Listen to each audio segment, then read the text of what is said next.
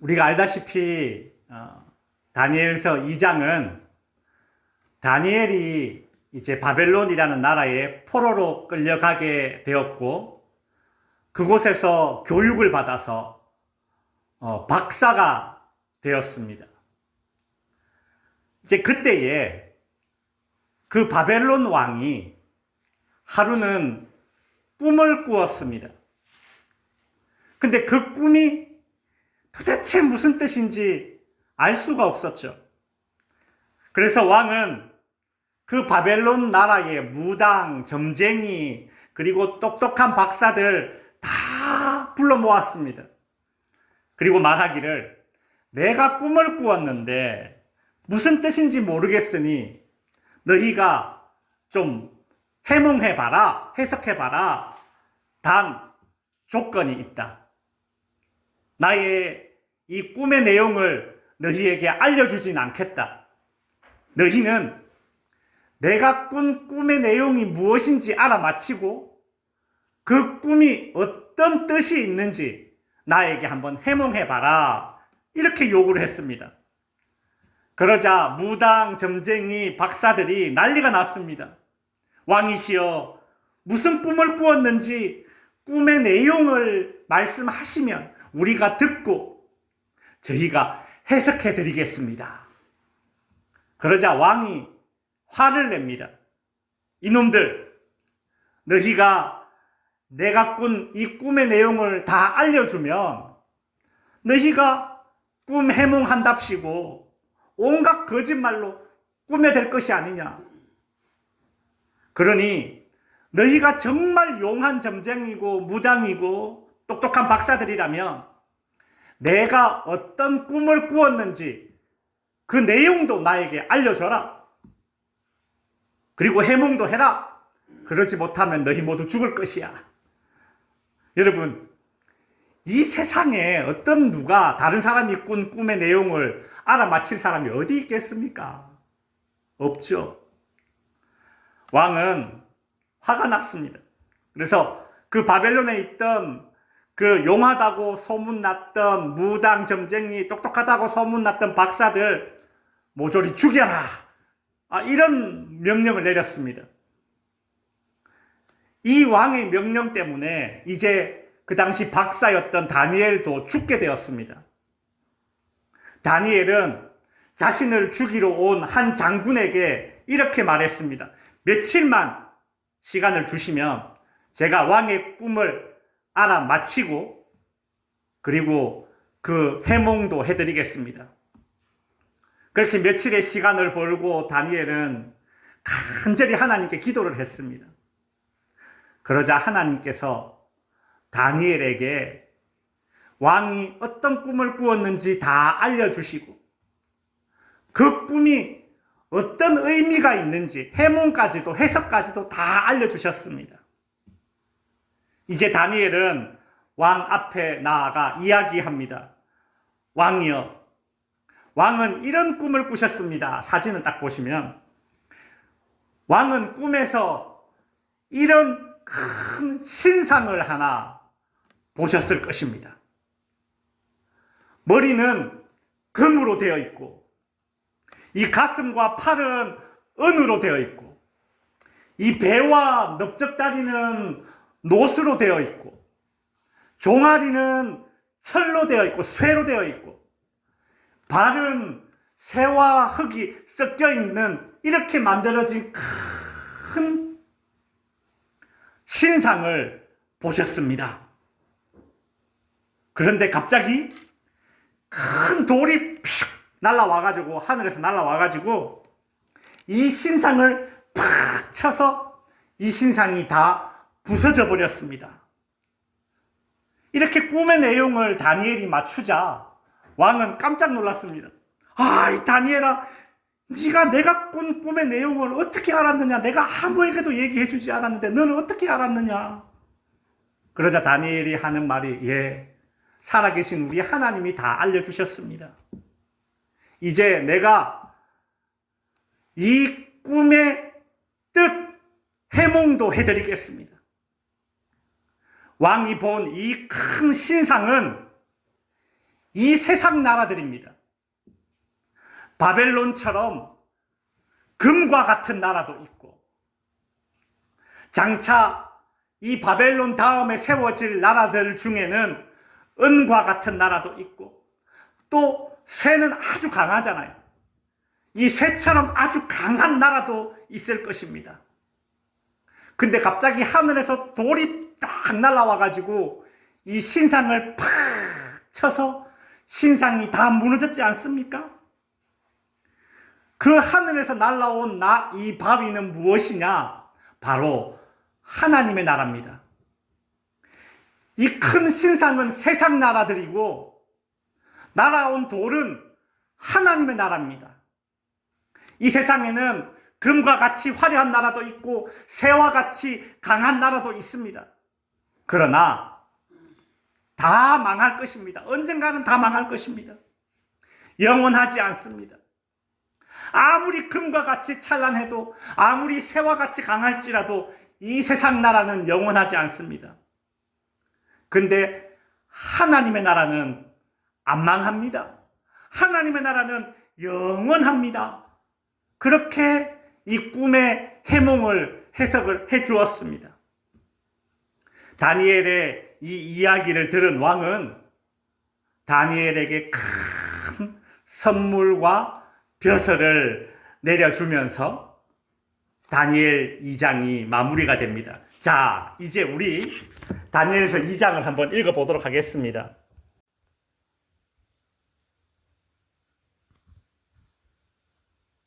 제2장.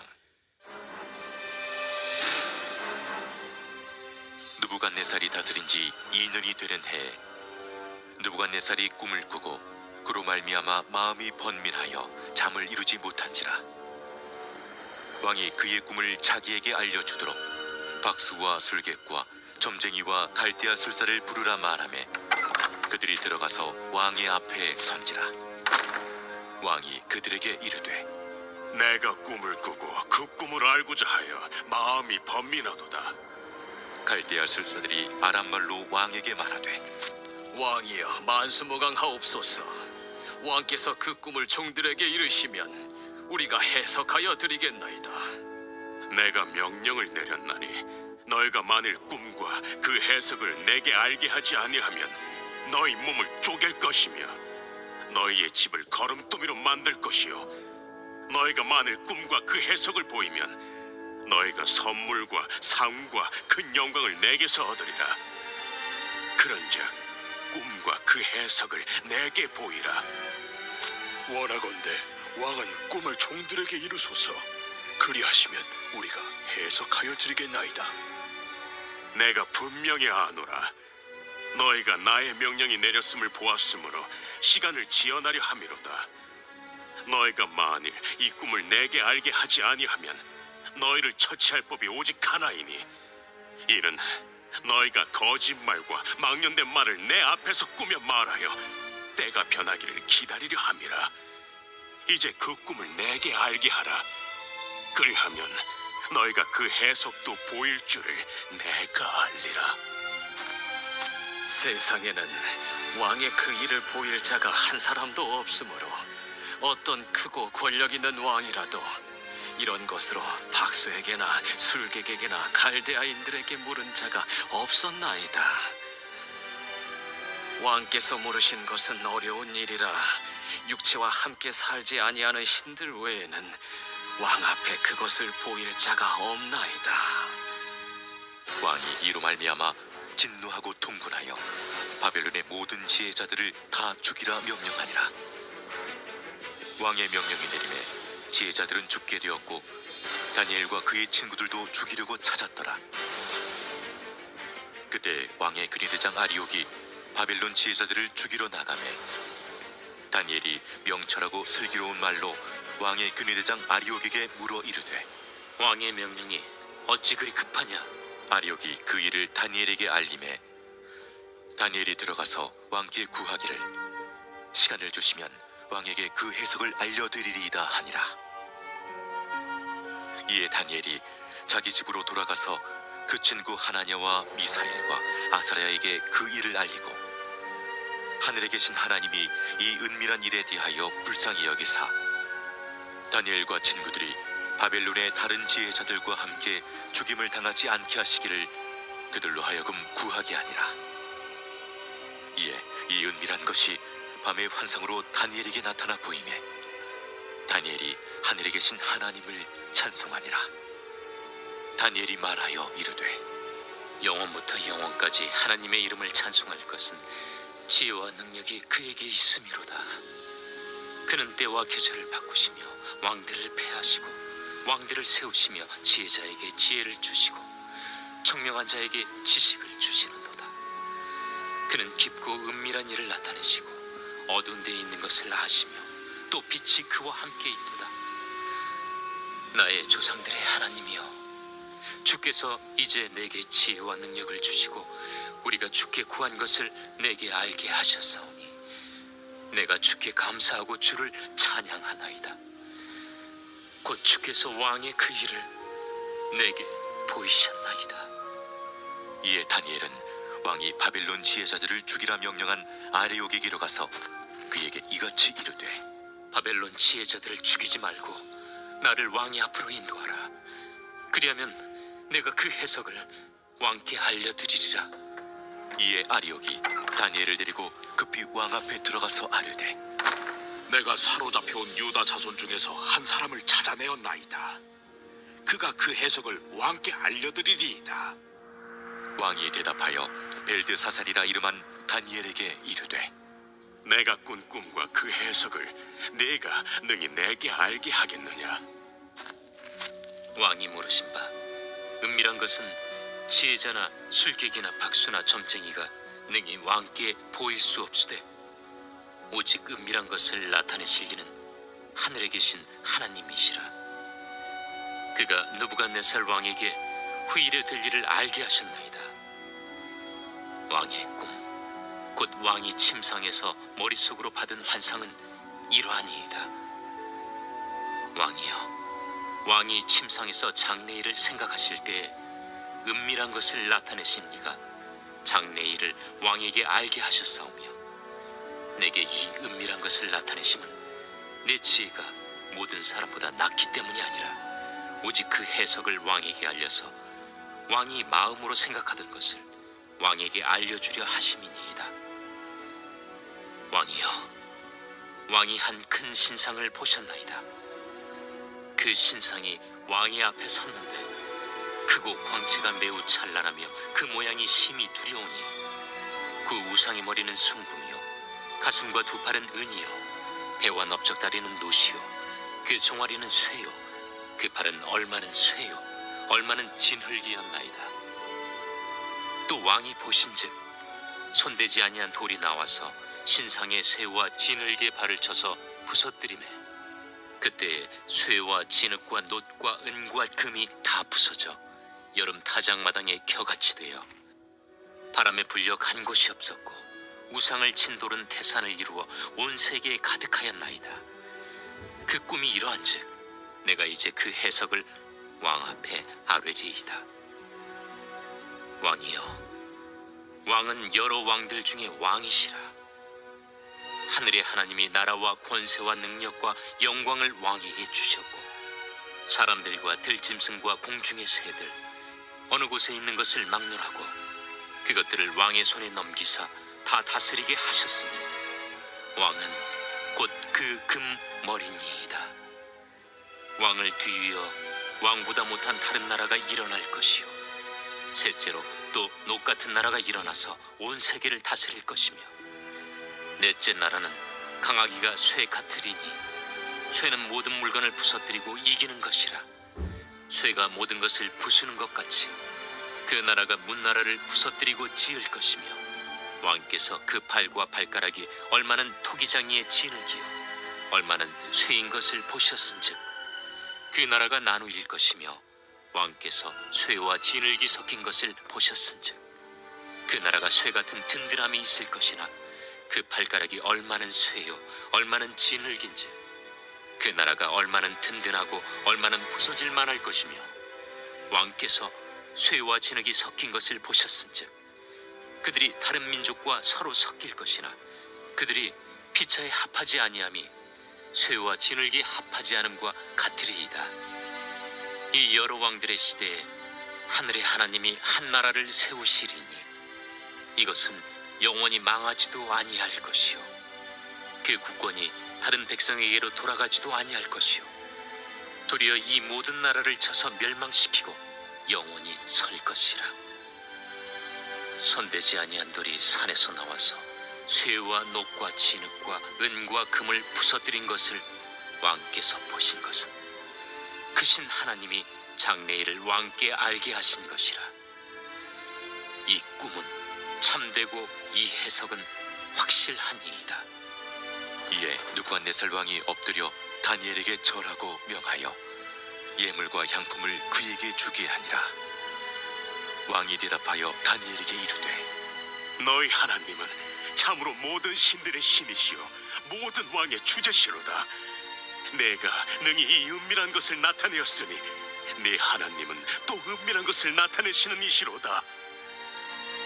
왕이 이에 다니엘을 높여 귀한 선물을 많이 주며 그를 세워 바벨론 온 지방을 다스리게 하며 또 바벨론 모든 지혜자의 어른을 삼았으며 왕이 또 다니엘의 요구대로 사드락과 메삭과 아벳느고를 세워 바벨론 지방의 일을 다스리게 하였고 다니엘은 왕궁에 있었더라.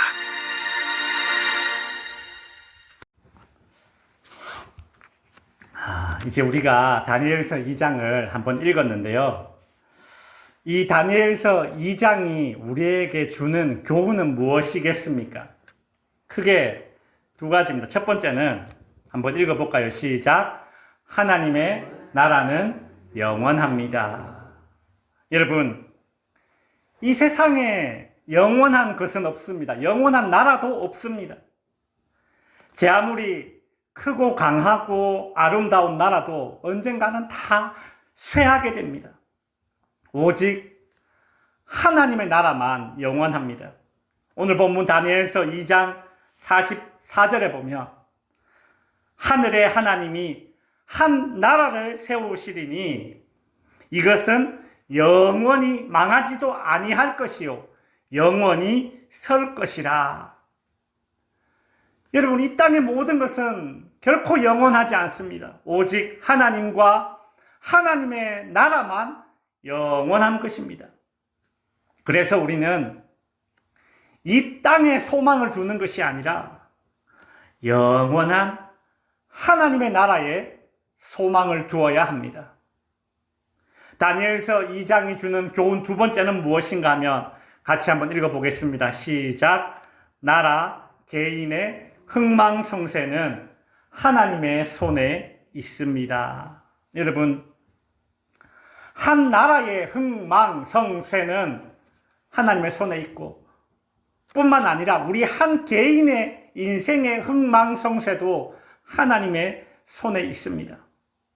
다니엘서 2장 21절에 보면 하나님은 계절을 바꾸시며 왕들을 폐하시고 왕들을 세우십니다.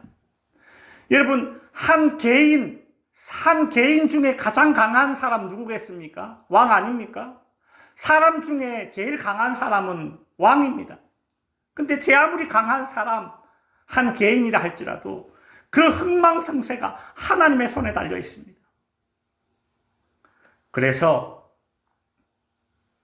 나라든 개인이든 모든 것이 하나님의 손에 의해 흥망성쇠가 결정되기 때문에 반드시 하나님을 의지해야 합니다. 여러분, 하나님을 의지하면 그 나라는 힘들어도 이겨내고 다시 일어설 수 있습니다. 우리 인생이 어느 때에는 쪼그라들고 힘들 때가 있겠지만 하나님을 의지하는 인생은 하나님이 다시 일으키시고 책임져 주십니다. 이제 말씀을 마칩니다. 옛날에 이스라엘 백성들은 애굽이라는 나라를 참 부러워했습니다. 왜냐하면 이 애굽이라는 나라는 나일강이라는 큰 강이 이렇게 흐르고 있거든요. 그래서 그 강 때문에, 그 강물을 이용해서 농사를 짓기 때문에 이 애굽이라는 나라는 항상 풍성합니다. 반면에 이스라엘 백성들이 살고 있는 이 이스라엘 땅은 척박하기가 그지없습니다. 하늘에서 비가 내리지 않으면 농사를 지을 수가 없는 땅입니다. 그래서 이스라엘 백성들은 옆에 있는 이 애굽 땅을 보면서 항상 부러워했습니다. 그런데 이사야서 19장에 보면 이스라엘 백성들이 그렇게 부러워하는 애굽 나라를 가리켜서 하나님이 이렇게 말씀하십니다. 하나님이 애굽을 뭐라고 부르느냐 하면 같이 한번 저기 한자 읽어봐요. 시작. 장망성. 장망성. 예, 장차 망할 망, 그죠? 성성. 장차 망할 성이랍니다. 하나님께서 애굽 땅을 향해서 장차 망할 것이다. 그렇게 불렀어요. 아니, 이스라엘 사람들은 애굽 땅이 너무 부럽습니다. 근데 하나님은 이 애굽 땅에 우상이 너무 많기 때문에 장차 망할 성이다. 그렇게 불렀습니다. 여러분, 뭐 하나 묻겠습니다. 여러분 같으면 장차 망할 회사에 투자를 하겠습니까? 안 하겠습니까? 안 하죠. 장차 망할 회사라는 게 뻔히 알게 되면 거기에 투자하는 사람은 바보입니다. 바보. 하나님은 아무리 애굽이 좋아 보여도, 아무리 바벨론이라는 나라가 강해 보여도 이 세상 나라들은 장망성이다. 장차 망할 성이다. 망하지 않는 나라는 오직 어떤 나라? 하나님의 나라밖에 없다라는 것이죠. 그래서 이 세상 나라에, 이 세상 것들에 소망을 두기보다 영원한 나라, 하나님의 나라에 소망을 두고 그 하나님의 나라에 여러분의 인생을 투자하시기 바랍니다. 하나님의 나라에 여러분의 인생을 거시기 바랍니다. 하나님의 나라에 여러분의 인생을 맡기시기 바랍니다. 여러분, 목욕탕에 가면 이렇게 적혀 있습니다. 맡기지 않은 물건은 책임지지 않습니다. 여러분의 인생을 하나님께 투자하고 여러분의 인생을 하나님께 맡기면 그 인생은 결코 망함이 없습니다. 왜요? 한 나라뿐만이 아니라 한 사람의 인생의 흥망성쇠를 책임지시는 분이 누구라고요? 하나님이시기 때문입니다. 미래를 아시는 하나님, 우리의 흥망성쇠가 하나님의 손에 있으니 하나님을 의지하며 내 인생을 맡기오니 다니엘의 인생을 책임져 주셨던 하나님, 오늘 우리의 인생도 책임져 주시옵소서. 그렇게 기도하시는 저와 여러분이 될 수 있기를 바랍니다.